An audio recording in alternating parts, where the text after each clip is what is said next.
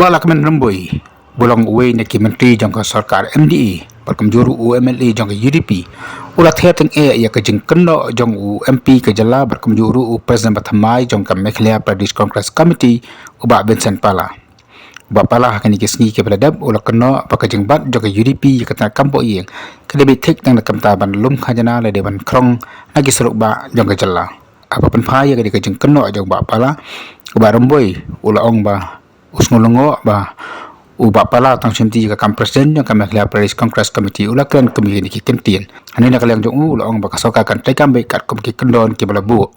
That is the practice of the Congress. I'm very sorry to hear from the president of MPCC who, as soon as he's taking over as the MPCC president, he have such allegation.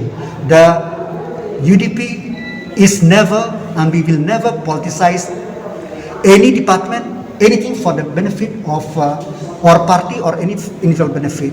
The law, the officer should act according to the law. The officer should act within the preamble of the law. So whatever allocation is only the frustration of the Congress that they are out of power, they cannot live without power. This is sheer frustration. Hande ka juga poru la kan tho ya kasang Congress. Uang ba menta kasang Congress kadang dan tangkawai. Hande la sha la hisngi.